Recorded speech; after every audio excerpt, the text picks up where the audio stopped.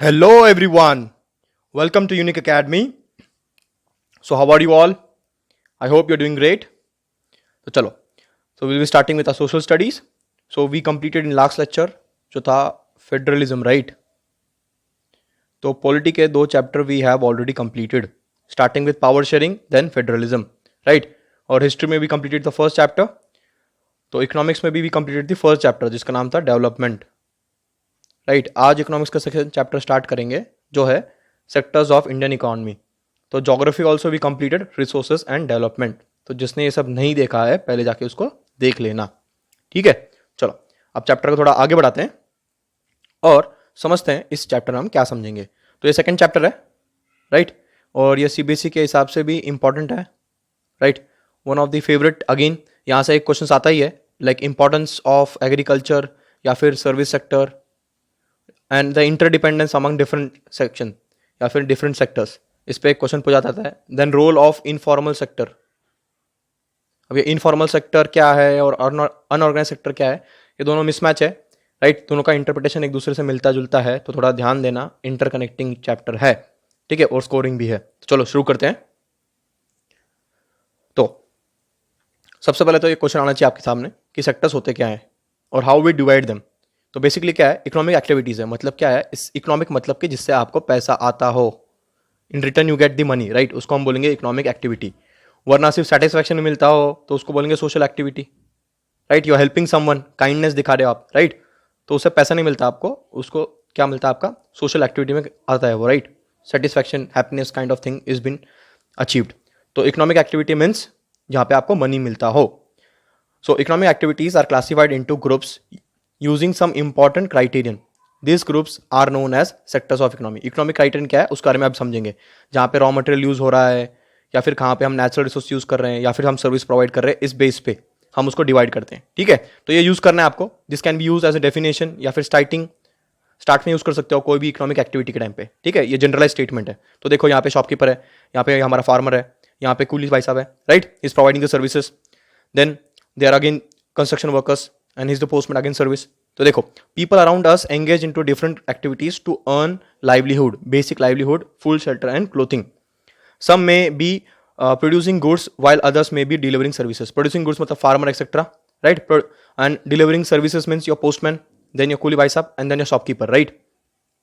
ये सब चीज होता है बेसिक। तो हमने समझा एक्चुअली हम कैसे उसको डिवाइड करते हैं डिफरेंट सेक्टर्स में, राइट। तो इन शॉर्ट इसको लिखिए, right, I will give you a minute. इसको लिखिए, this is important, this can be use in definition as well. तो I will give you minute, utilize this time and right.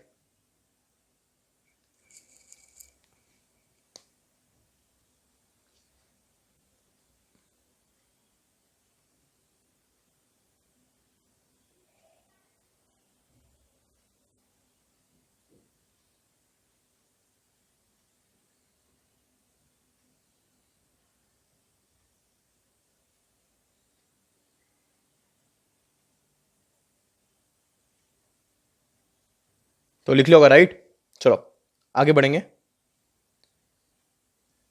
देखो ये कुछ स्टार्टिंग में लिखने से क्या होता है, आपके स्टार्ट आंसर में एक राइटिंग के लिए स्टार्ट करने के लिए कुछ फॉर्डर मटेरियल आपको मिल जाता है, राइट, इसलिए इंपॉर्टेंट है। चलो आप समझेंगे सेक्टर्स ऑफ इकोनॉमी। इसको हम ब्रॉडरली 3 सेक्टर्स में डिवाइड करते हैं, राइट। इसको बोलते हैं प्राइमरी सेक्टर, फिर सेकेंडरी सेक्टर और टर्शरी सेक्टर, ठीक है। अब सबके बारे में धीरे धीरे समझेंगे। चलो तो प्राइमरी सेक्टर क्या होता है, देखो, primary sector is the economic activities, वापस पैसा आ रहा है, which are connected with extraction and production of natural resources. समझना कि एक्सट्रैक्शन हो रहा है या फिर प्रोडक्शन हो रहा है। एक्सट्रैक्शन मतलब क्या आएगा, माइनिंग एक्सेट्रा, राइट। तो सब लोग कंफ्यूज होते हैं, माइनिंग मतलब कि प्राइमरी में आएगा कि सेकेंडरी में आएगा। तो माइनिंग से जो रॉ मटेरियल मिलता है that comes in primary sector. उसको जब प्रोसेस करेंगे, उससे हम कुछ पेट्रोलियम एक्सेट्रा जब एक्सट्रैक्ट कर लेंगे, ठीक है, तब वो आएगा सेकेंडरी में, ठीक है। तो याद रखना है ये प्राइमरी में आता है। तो क्या हमने समझा, कीवर्ड्स, एग्जांपल ध्यान देना कीवर्ड्स पे, extraction and production of natural resources, example agriculture, fishing, mining etcetera falls under primary sector. जैसे कि कोल निकालना, फिर ये फार्मिंग, ये खुद प्रोड्यूस कर रहे हैं ना, राइट। प्रोड्यूस क्या कर रहे हैं, फूड ग्रेन्स जो हम खाते हैं, राइट। इससे हमारा क्या इंश्योर होता है, फूड सिक्योरिटी एक्सेट्रा, राइट। अब ये देखो, ये आपके बुक में दिया है एनसीईआरटी में, इससे बेस्ट कुछ नहीं हो सकता एक्सप्लेनेशन, राइट। तो इसको यूज करते रहना, इससे क्वेश्चंस पूछते हैं एमसीक्यूज में। देखो क्या क्या आएगा इसमें, ये क्रॉप्स है, राइट, फिर ये एनिमल हस्बेंड्री, एनिमल हस्बेंड्री भी इसमें आएगा, लिख लेना। एनिमल हस्बेंड्री में क्या क्या आता है, मिल्क, फिर वो बाकी सब जो मीट वगैरह एक्सेट्रा वो भी इसी में आएगा, राइट। पर हमारे लिए मेन इंपॉर्टेंट क्या है, मिल्क। अब मिल्क से याद रखना अमूल, आगे बताऊंगा कैसे काम आएगा ये, अभी के लिए याद रखना मिल्क से अमूल, राइट। अमूल तो पता है ना आपको, आनंद कैपिटल, इसका फुल फॉर्म क्या है, हाँ सोचना थोड़ा सा, फुल फॉर्म क्या है, कौन सा, तो कॉर्पोरेट लिमिटेड है ये, थोड़ा मालूम होना चाहिए, बाकी तो बता ही दिया मैंने, तो आ ही जाएगा। फिर कोल और वापिस ये ट्रीज, प्रोड्यूसर्स नेचुरल रिसोर्सेज, ठीक है। एक शॉर्ट में लिख लो साइड में, 30 सेकंड्स देता हूँ, उसमें ज़्यादा टाइम नहीं लगना चाहिए। इंपॉर्टेंट क्या है इसमें, ये माइनिंग वगैरह आएगा और एनिमल हस्बेंड्री, इसको ऐड करके लिख लो, इसको मैं रैप कर देता हूँ। चलो बी क्विक।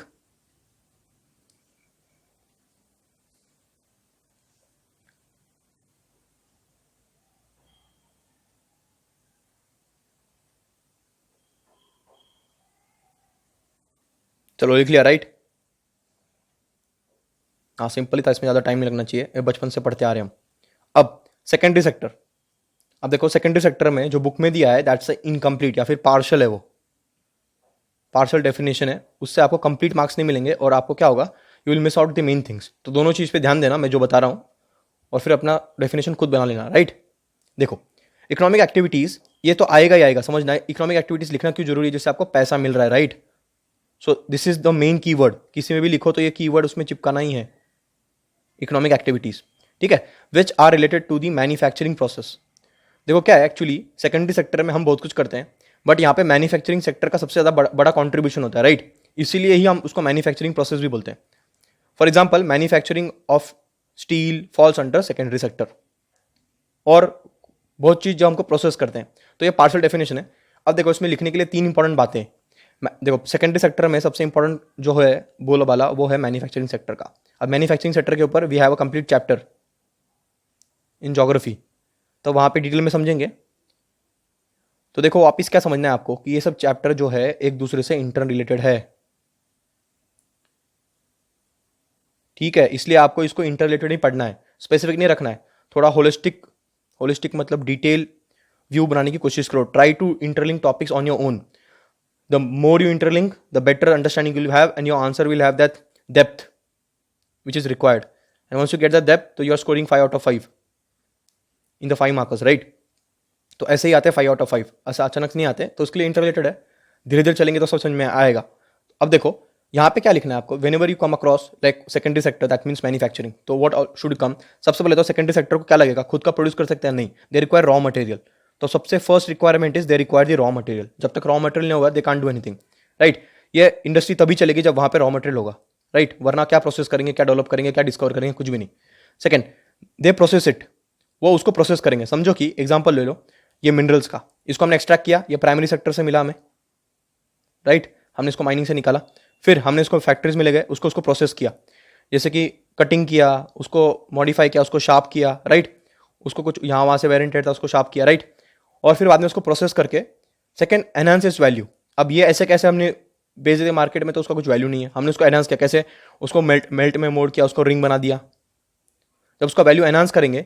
और थर्ड इंपॉर्टेंट बात is large scale production, it has to be large scale production, ऐसा नहीं कि 1-2 यूनिट प्रोड्यूस कर रहे हैं हम, लार्ज स्केल प्रोडक्शन होना चाहिए, इसलिए तो फैक्ट्रीज लगाते हैं ना। जब ये तीनों चीज आएगी we can say it's a manufacturing sector, और hence it can say it's the secondary sector. तो ये मैन्युफैक्चरिंग सेक्टर मतलब indirectly is manufacturing sector only, right, secondary sector.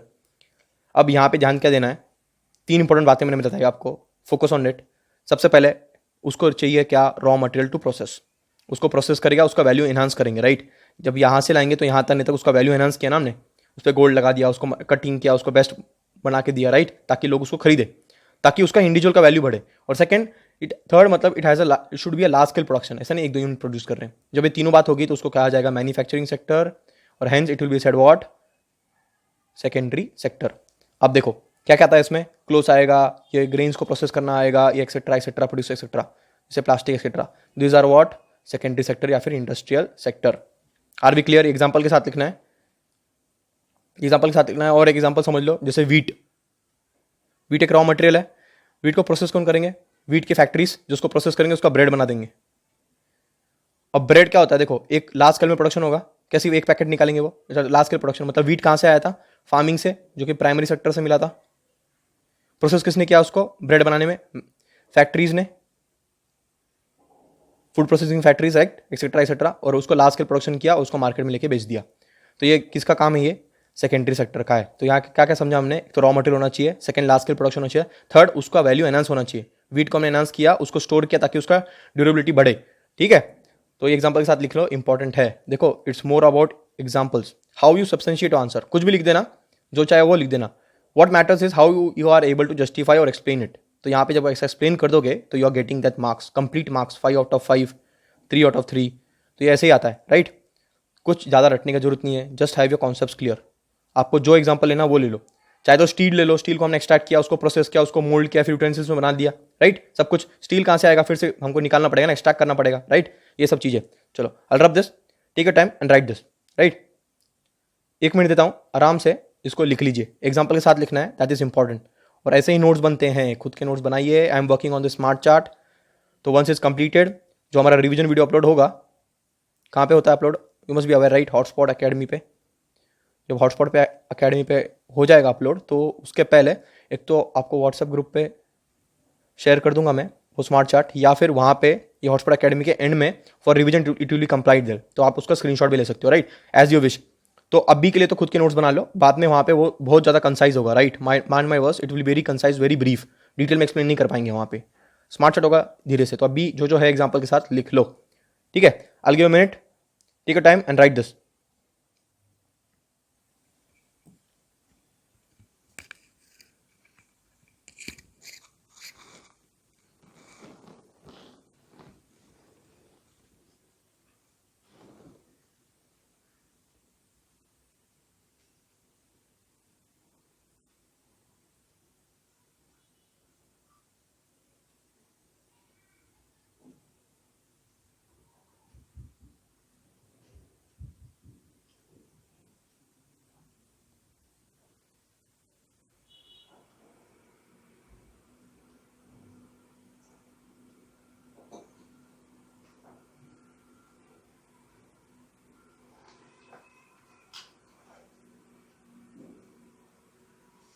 Done, right?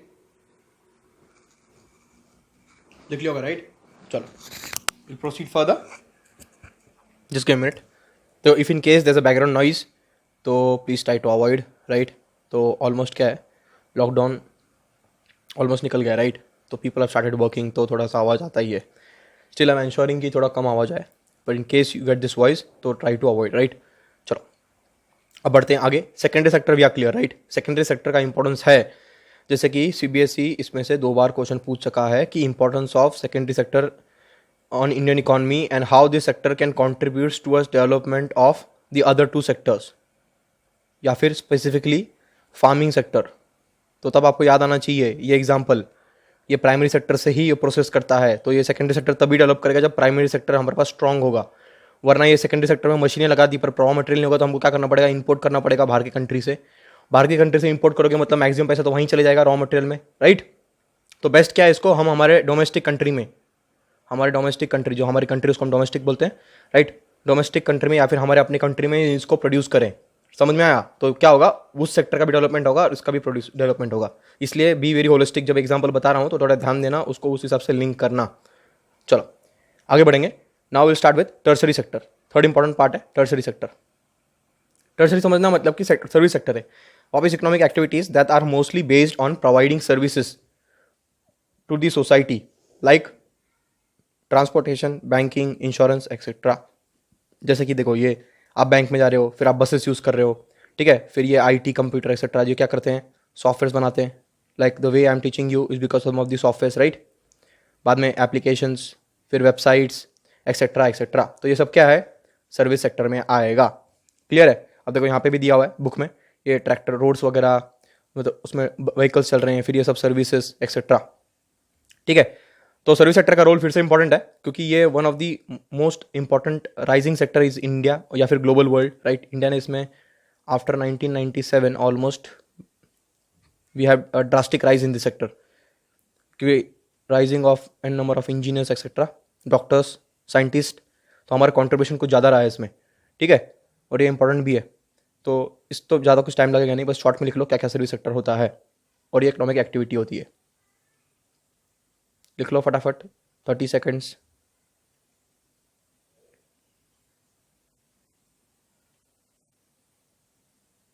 Done?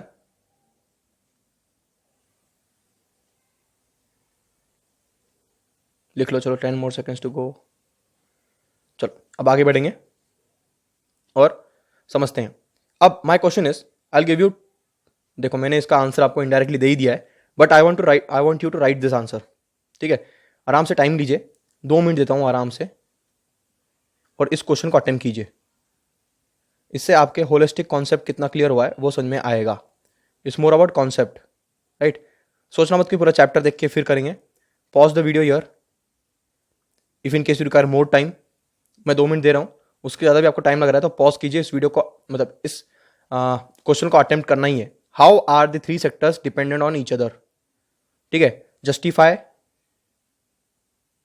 Justify with examples, ऐसा question पूछता है CBSE, right? ये question ही है। तो I give you 2 minutes if in case require more time, pause it, right? और ये question का आंसर कहाँ कर सकते हो आप? व्हाट्सएप का नंबर आ गया अभी, राइट? वहाँ पे पोस्ट कर देना, ठीक है, and tag me for checking. ठीक है, देखो जो सीरियस है वो इसको लिख देंगे, जो सीरियस नहीं है तो फिर उनका तो राम भला, right? What can else I do? Same thing happened with your last batch. उनको बोल बोल के परेशान होते हैं, एग्जाम के 10 दिन पहले दे स्टार्ट राइटिंग, फिर उनके क्या होता है, आंसर में डेप्थ नहीं आ पाता है। आंसर में डेप्थ आने के लिए फिर ज़्यादा क्लासेस लेनी पड़ती है। And second, I have a time constraint. See, time का कंस्ट्रेंट है मेरे पास। I have an number of works to do. End में आप आओगे, मैं टाइम दे भी नहीं पाऊंगा, मतलब दे भी दूंगा तो आपको कंप्लीट डिलीवर नहीं हो पाएगा, राइट? तो अभी से ही थोड़ा राइट की प्रैक्टिसिंग, राइट? इसको अभी समझा है आपके, आराम से टाइम दिया हुआ है आपको, अभी मैंने जस्ट समझाया था एग्जाम्पल के साथ। तो सेम चीज़ लीजिए, इसको अटेम्प्ट कीजिए, 2 मिनट देता हूँ, उसके बाद फिर से टाइम लग रहा है तो पॉज कीजिए। आई अंडरस्टैंड फर्स्ट आंसर है तो टाइम लगेगा, और ये 5 मार्कर है, ठीक है? तो कंफ्यूज मत होना सर कितना मार्कर है। 1 मार्कर तो बिल्कुल नहीं है और 3 मार्कर बिल्कुल भी नहीं है। It's a 5 marker question, attempt it accordingly. So I give you 2 minutes, quick 2 minutes, right? तो I go from here, take your time, attempt this answer, WhatsApp me. If in case you require more time, pause it, right? But make sure you're attempting this question, right? Chalo, do this.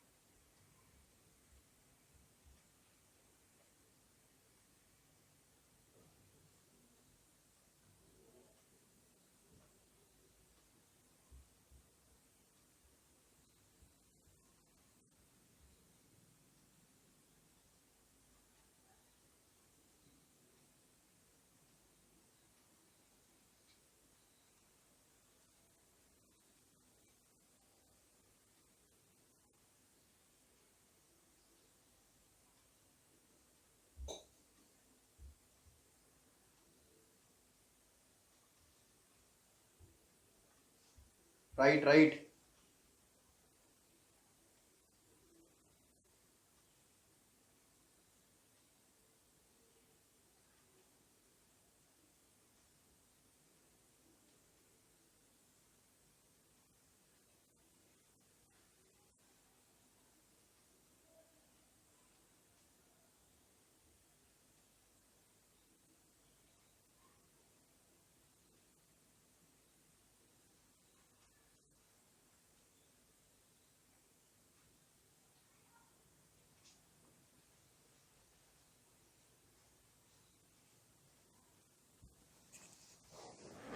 चलो कुछ ना कुछ तो लिखा होगा, right? इसको mean वाला rub this,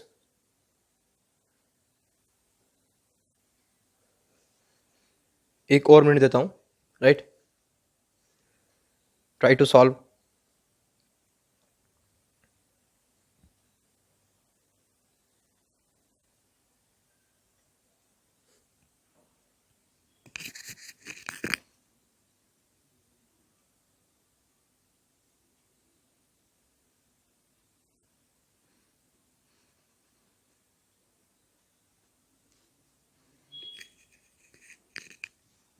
okay, तो विल कंटिन्यू फर्दर, राइट। अब ज़्यादा टाइम लग रहा है तो पहले आंसर में टाइम लगता ही है, कोई बड़ा बात नहीं है, right. But make sure you attempting this question. The best way to attempt is कि थोड़ा रिंग थिंक कीजिए, थोड़ा थिंग्स को लिंक कीजिए, कुछ फ्लो चार्ट टाइप बनाइए, क्या क्या लिख सकते हो, राइट। और हेजिटेट मत करना, हेजिटेट मत करना आंसर लिखने में, ठीक है। अचानक से आंसर, बेस्ट आंसर नहीं लिखा जाता। What you require is the practice, practice के साथ what you require is the right feedback.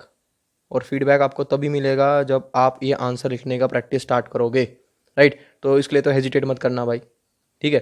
जैसा भी हो, कैसा भी लग रहा है आपको, स्ट्रक्चर नहीं बन पा रहा है, फ्लो नहीं समझ रहा है, कंक्लूजन नहीं समझ रहा है, तो एलिमिनेट। और एक कुछ बताता हूँ, थोड़ा ध्यान देना। कौन सा भी आंसर लिखने के पहले you have to first introduce it, उसका कुछ इंट्रोडक्शन देना पड़ेगा आपको। कुछ भी हो सकता है आपका introduction according to your keywords, right. Second, आपके आंसर में आना चाहिए कीवर्ड्स, जो कुछ कीवर्ड्स बता रहा हूँ मैं वो आना चाहिए। सेकंड, मेन आएगा आपका बॉडी, बॉडी में जो क्वेश्चन पूछा है मेन वो आएगा। कंक्लूजन में आपको लिखना पड़ेगा हाउ टू एक्सेट्रा, जो बताया है आपने उसको कैसे कंक्लूड करोगे आप, उसका रोल क्या है, उसको बेस्ट कैसे बना सकते हैं, is there any way we can do, या फिर उसका कंट्रीब्यूशन एक्सेट्रा। अब सबसे ज़्यादा important is your presentation, how you present. Presentation के अंदर ये सभी आएगा, ठीक है। उसका पहले तो आपको पता होना चाहिए कि जो कंटेंट पूछा है उसका कॉन्टेक्स्ट आपको पता है क्या। देखो कंटेंट क्या है, कंटेंट है इसका, उसका रिलेवेंट कॉन्टेक्स्ट आपको पता है क्या। मैंने सिर्फ इकोनॉमी के बारे में नहीं पूछा, मैंने आपको पूछा है कि उसका डिपेंडेंस, उसका कॉन्टेक्स्ट पता है क्या आपको। कंटेंट पता होगा तो you will just vomit there, और जो आंसर रिलेवेंट नहीं होगा, आंसर मार्क्स तो मिल जाएगा, मार्क माई वर्ड्स, मार्क्स तो मिल जाएगा, but you won't be scoring 5/5। 5/5 के लिए you should hit the right context. ये दोनों जब पता हो तो फिर आता है प्रेजेंटेशन में। प्रेजेंटेशन में क्या आएगा, इंट्रोडक्शन, बॉडी और conclusion, how to attempt, what to write, try this, try doing this, right. Later on as we move ahead, as we move gradually, I'll let you know how to write a best introduction, how to write conclusion, what should a body what should all your body should conclude, etc. और second important बात है कि कितने page का answer लिखना है, कितने words लिखना है, that depends completely on you. आपको देख के लगना चाहिए कि भाई हाँ मैं इसको 5/5 दे दूंगा, ठीक है। कुछ कीवर्ड्स आने चाहिए। इंट्रोडक्शन देखो, इंट्रोडक्शन एक 2 लाइन्स का आता है कम से कम, कंक्लूजन एक 2-3 लाइन का आता है, बॉडी के अंदर समझो कि एक 3-4 सेंटेंस तो मिनिमम आते हैं, right. If you are well versed you can write at least 5 sentences. तो ऐसा आपका आंसर होलिस्टिक बन जाएगा, you are getting the score. चलो आगे बढ़ेंगे और हम समझते हैं। ये आप आंसर लिख के भेज देना, राइट। फिर नेक्स्ट जो हम लेक्चर लेंगे उसमें इसको एड्रेस कर लिया जाएगा, ठीक है। चलो अब समझते हैं जीडीपी क्या होता है, क्योंकि ये सब लोग कहाँ पे कंट्रीब्यूट करेंगे, इनडायरेक्टली कंट्री के ग्रोथ में, राइट। इनडायरेक्टली कंट्री के ग्रोथ में, डेवलपमेंट में नहीं, याद रखना ये ग्रोथ का पार्ट है जीडीपी। डेवलपमेंट क्या होगा, जब हम उसमें सोशल एक्सपेक्ट्स भी केटर करेंगे, राइट, पैरामीटर्स एक्सेट्रा।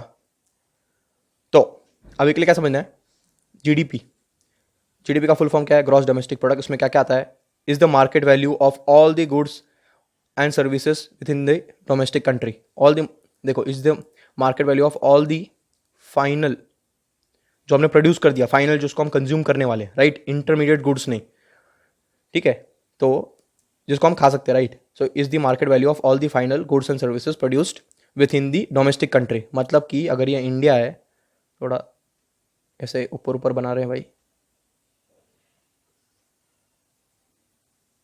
तो इंडिया के अंदर बनना चाहिए वो चीज़। इंडिया के बाहर बनता होगा, जैसे यूएई में बनता होगा या फिर यूएस में बनता होगा, जैसे यूएस में कहीं विप्रो और इन्फोसिस के वहाँ पे इंडस्ट्रीज़ है, तो उसको हम यहाँ पे कैलकुलेट नहीं करेंगे क्योंकि वो हमारे टेरिटरी में नहीं है। जो हमारी टेरिटरी में है, इंडिया के बॉर्डर के अंदर है, उसी को हम कैलकुलेट करेंगे। और ये जो यूएस में है, जो वो यूएस के जीडीपी में जाएगा, ठीक है। और बाद में उसको हम कैलकुलेट करते हैं जीएनपी में, तो हमारे लिए जीएनपी जानना इतना इंपॉर्टेंट है नहीं, तो इसलिए छोड़ दो। तो अभी क्या है, is the market value of all the final goods and services produced within the domestic territory of a country during a specified time period। और specified time period मतलब नॉर्मली कितना होता है, 1 financial year, is normally 1 financial year, उसको हम बोलेंगे GDP. जैसे कि इसमें क्या क्या आएगा, ध्यान देना, जैसे कितने कार्स हमने इंडिया में प्रोड्यूस की, कितने बिस्किट्स, कितने क्लोथ्स एक्सेट्रा हमने प्रोड्यूस किए, उनको बोलेंगे गुड्स। प्लस सर्विसेज हमने भी समझा था, banking, housing, housing finance, insurance, फिर बैंकिंग, फिर ये एप्लीकेशंस, गेम्स एक्सेट्रा कितने बनाए, जब सबको जोड़ दिया जाएगा तो जो वैल्यू आएगा उसको लेंगे हम GDP of that particular country. ठीक है, क्लियर है। और जब हम ऐसे हर कंट्री के जोड़ देंगे तो हमको आएगा जीडीपी ऑफ द वर्ल्ड। और ऐसे अगर हम स्टेट का कैलकुलेट करेंगे तो हमको आएगा स्टेट जीडीपी। याद आ रहा है ना, थोड़ा पढ़ा था हमने। और जब ये जीडीपी को हम उसकी वो कंट्री के पॉपुलेशन से डिवाइड करते तो हमें क्या आएगा, क्या मिलेगा बताओ। जिसके मिनट, या अगर हम जीडीपी को उस कंट्री के टोटल पॉपुलेशन से डिवाइड कर दे तो what you will get, let me know here. ठीक है, ये लिख लो शॉर्ट में, मीन ऑल ऑफ दिस। और ये भी बताना है मुझे। चलो फटाफट 1 मिनट देता हूँ उसको, फटाक से लिख लो।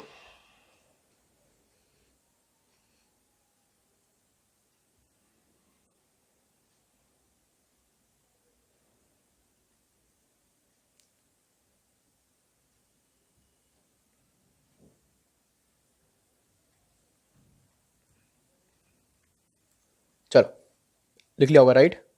अब बढ़ते हैं आगे।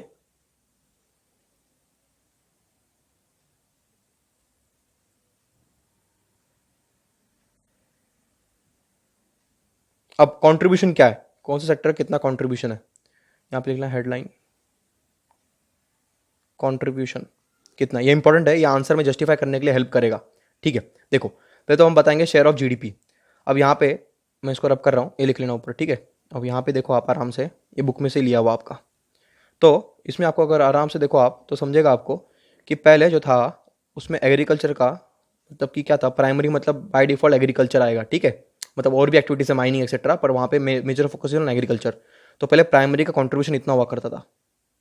ठीक है, और ये जो बीच में आ रहा है सेकेंडरी सेक्टर, ये पहले से ही लाइक स्लो ग्रोथ है, इसमें बहुत स्लो चल रहा है ये, या फिर ग्रेजुअल है, कुछ ज़्यादा ही खास इंप्रूवमेंट नहीं है। और पहले जो था टर्सरी सेक्टर जस्ट डेवलप होना स्टार्ट हुआ था। और अब देखो तो सिनेरियो इज दिस कि मोर देन 55% कॉन्ट्रीब्यूशन रहता है जीडीपी में। किसका, जीडीपी में किसका रहता है, सर्विस सेक्टर का, मतलब टर्सरी सेक्टर। और देखो ग्रेजुअली डिक्लाइन किसका हुआ है, प्राइमरी सेक्टर ग्रेजुअली डिक्लाइन हुआ है। और ये इंडस्ट्री राइज हुई है, राइट, इंडस्ट्रियल सेक्टर पर। यहाँ पे स्टैग्नेंट ग्रोथ है। स्टैग्नेंट मतलब कि कुछ खास ग्रोथ नहीं हो रहा है। जैसे आपके मार्क्स इंप्रूव होते हैं ना, 55 था पहले, अभी 56 आ गया, 57 आ गया, मतलब ग्रोथ तो हो रहा है, कुछ खास ग्रोथ नहीं हो रहा। जैसे कि 55 था तो डायरेक्ट 75 नहीं हो रहा है, 75 से 95 नहीं हो रहा है। ये जब होगा तो उसको हम बोलेंगे ड्रास्टिक इंप्रूवमेंट, राइट। यहाँ पे तो स्टैग्नेंट इंप्रूवमेंट है, मतलब हो रहा है, ग्रोथ हो रहा है पर बहुत स्लोली हो रहा है, राइट। 55, 56, कभी कभी तो 50.5, 55.2 एक्सेट्रा। तो इस पर हमको फोकस करना पड़ेगा, इसलिए इस पूरा चैप्टर है इंडस्ट्रीज पे, तब हम इस पर समझेंगे। अभी के लिए क्या समझना है, एक तो आपको ऐसा देखो एग्जाम में इसको यूज़ करना है। What you can do, one is तो you can draw like this pie chart, pie diagram बना लेना ऐसे, राइट। इसमें दिखा देना कि पहले कितना था, अभी कितना है। 55 सेक्टर है सर्विस सेक्टर का, थोड़ा सा किसका रहा है, ये प्राइमरी सेक्टर का। जो बच रहा है 24% कुछ बचेगा, ये बच रहा है किसका, सेकेंडरी सेक्टर का। ठीक है, और पहले क्या था, ये पहले ऐसे था, प्राइमरी सेक्टर का सबसे ज़्यादा था ऐसे। एक तो ये बनाना या फिर ऐसे बनाना, एक तो बार ग्राफ बनाना या फिर ये बनाना, इट्स योर विश। ठीक है, अब ये तो हुआ जीडीपी की बात। अब समझते हैं कि एम्प्लॉयमेंट में क्या है। अब देखो ये सबसे दिक्कत वाली बात है कि अगर आप कंपेयर करो तो पहले यहाँ पे ज़्यादा था, तो यहाँ पे एम्प्लॉयमेंट रेट कितना था, 15%। Maximum employment 74% is where in primary sector. अब ये प्राइमरी सेक्टर डिक्लाइन कर गया तो इसलिए यहाँ पे एम्प्लॉयमेंट भी डिक्लाइन कर गया। अब यहाँ पे देखो जिस हिसाब से सर्विस सेक्टर ने राइज किया था, राइट, ऑलमोस्ट 55% हुआ, but not able to employ more than 27% of the population. क्यों, what must be the reason, think. और देखो ये तो ग्रोथ किया है पर इतना कुछ खास ग्रोथ नहीं किया, राइट। देखो इसका आंसर यहीं पे दिख रहा है, यहाँ पे देखो कॉन्ट्रीब्यूशन इसका जो जीडीपी में कंट्रीब्यूशन कितना रैपिडली बढ़ा, पर क्या एम्प्लॉयमेंट उस रेट से बढ़ा, नहीं। सो व्हाई, थिंक, सोचना है। देखो इसका मेन रीजन क्या है, एक तो यहाँ पे स्किल्ड लोग चाहिए, जैसे कि इंजीनियर्स, डॉक्टर्स, साइंटिस्ट, राइट। अब ये स्किल्ड चाहिए, अब स्किल्ड के लिए क्या क्या, प्रॉपर एजुकेशन होना चाहिए, वैसे अपॉर्चुनिटीज होनी चाहिए। यहाँ पे वी आर लैकिंग। अब समझना है प्राइवेट सेक्टर में क्या होता है कि education doesn't play that important role, right. ठीक है, अब जब यहाँ पे डिक्लाइन हुआ तो इनका एजुकेशन भी नहीं है, तो इनको क्या सर्विस सेक्टर ऑब्जॉर्व कर पाएगा, नहीं। उनके लिए कुछ उनको स्किल्स लेनी चाहिए, इसलिए गवर्नमेंट क्या करता है, स्किल इंडिया लिमिटेड नाम का एक वोकेशनल कोर्सेज चलाए ताकि उनको कुछ ना कुछ स्किल्स दे सके। सेकंड, मैन्युफैक्चरिंग सेक्टर के बारे में समझना है. Manufacturing sector can employ both. It can employ both skilled, semi skilled और इवन अनस्किल्ड. कैसे अनस्किल्ड कहाँ पे काम कर सकते हैं वहाँ पे सोचो. जैसे कि वॉचमैन हो गए, right, your house keeping staff etcetera. Semi skilled मतलब कि जो टेक्नीशियंस एक्सेट्रा होते हैं, राइट, जो आपको टेक्निकल सपोर्ट प्रोवाइड करते हैं, राइट, सपोर्ट के नाम पे. Skilled is who your actual engineers and doctors etcetera, right. तो ऐसा है.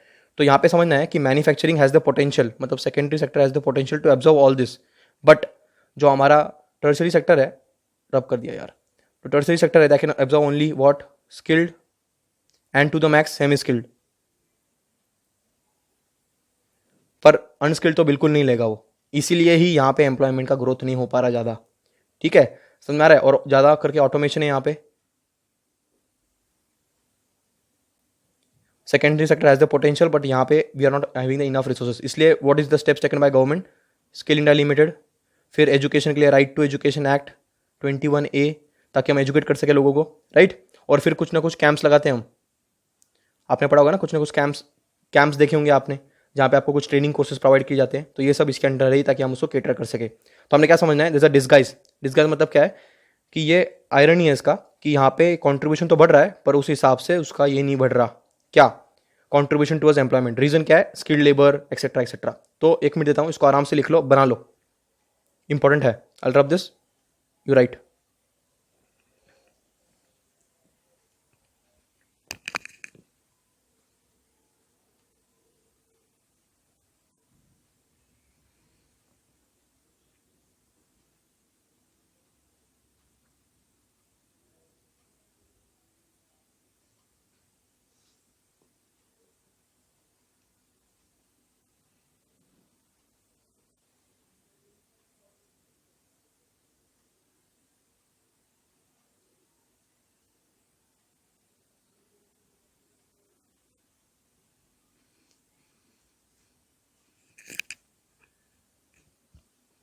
चलो डन. ठीक है, एक और मिनट देता हूँ, आराम से लिख लियो, इसको बनाना इंपॉर्टेंट है.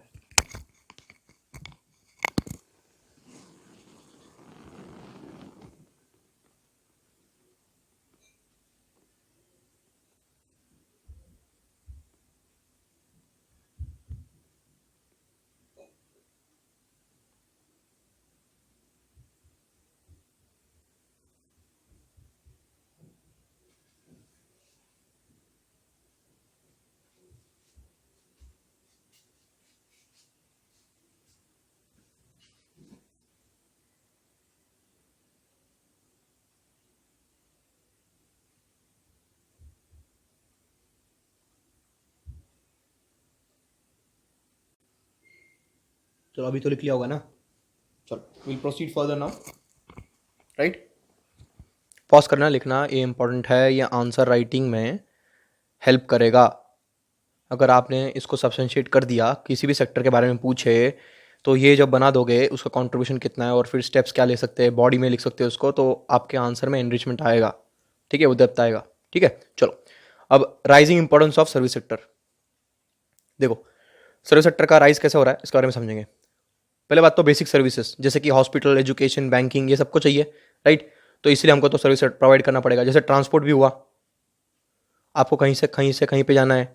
अभी ट्रांसपोर्ट से डिलीवरी सर्विसेज स्टार्ट हुआ था, स्विगी वगैरह, राइट. इसको नाम नहीं लिखते हैं यहाँ पे, बराबर नहीं लगता. ठीक है, बता रहा हूँ, सिर्फ समझ लेना, वो एंट्रोसिंग हो जाएगा. बट समझना है कि ऐसे डिलीवरी सर्विसेज बहुत सारी चीज़ें हैं ना जो डिलीवरी करते हैं आपके घर में, फूड स्टॉप में एक्सेट्रा. ठीक है, तो ये बेसिक सर्विसेज है. इसका इनका राइज होना स्टार्ट हुआ. We are dependent on this. ठीक है. Second, development of agriculture and industrial leads to development of the service sector. कैसे, सोचो कैसे. इसी में ही कहीं ना कहीं आपका आंसर छुपा हुआ है. मतलब कि समझो ये ऐसा डेवलपमेंट है, हमारा ये इंडियन इकोनॉमी है, ये हमारा इकोनॉमी है या फिर किसी भी कंट्री का इकोनॉमी है, जो कि हर सेक्टर का एक दूसरे पे इंटरडिपेंडेंस इतना तगड़ा है. अगर वो एक भी सेक्टर हल गया तो क्या होगा, यहाँ पे सोचो डोमिनो इफेक्ट होगा, सब गिर जाएगा, right. Same thing happens here. अब समझो एग्जांपल मैंने आपको दिया था वीट का. वीट को कौन प्रोड्यूस करेगा, कलर का इस्तेमाल करेंगे अपन. वीट को कौन कैसे करेगा, farmer. Farmer will produce wheat. उससे क्या होगा, हम उसको प्रोसेस करेंगे, उससे बनाएंगे ब्रेड. ब्रेड कौन बनाएंगे, मैन्युफैक्चरिंग सेक्टर, थोड़ा शॉर्ट में लिखते हैं, that is your secondary sector, उसको प्रोसेस करेगा. उसका वैल्यू ऐड करेगा, राइट? याद आ रहा है ना थोड़ा थोड़ा चीज़ें, ठीक है? अब बात समझना है, जब ये ब्रेड बनकर तैयार होगा उसका मार्केटिंग कौन करेगा, उसका ट्रांसपोर्ट कौन करेगा? That's again your tertiary sector. मतलब कि ये मार्केटिंग एक्सेट्रा ये सब चीज़ कब आती है? ब्रांडिंग। देखा होगा ना अलग अलग ब्रांड्स के आते हैं ब्रेड, ठीक है? White bread, brown bread etcetera, तो उसका मार्केटिंग करना पड़ता है ना, दिखता है हमें। तो ये सब कब होगा?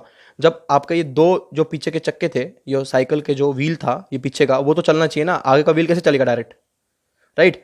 तो इसलिए इसको बोलते हैं बैलेंसिंग। ये तीनों में बैलेंस करना है काम, इसलिए दे आर इंटरडिपेंडेंट। तो अगर ये दो प्राइमरी सेक्टर डेवलप हुआ तब ये इंडायरेक्टली डेवलप होगा। अब देखो उसके दो कंडीशन है, एक तो आपके कंट्री में डेवलप हो या फिर बाहर डेवलप हो। जैसे कि एग्जांपल, हम सॉफ्टवेयर जो है वो बाहर भी एक्सपोर्ट करते हैं, क्यों? क्योंकि वहाँ पे क्या है, वहाँ पे ये दोनों चीज़ वेल डेवलप्ड है, तो उनको सर्विस प्रोवाइड कर रहे हैं हम। ये सेम चीज़ इंडिया में हो तो we can do this. Example लो टमाटो का, टमाटो को हमने क्या किया, प्रोसेस किया, उसका बनाया क्या, सॉस, सॉस को फिर मार्केटिंग किया किसान, राइट? ये एग्जांपल है, इसको लिख लो आराम से, ये याद आएगा।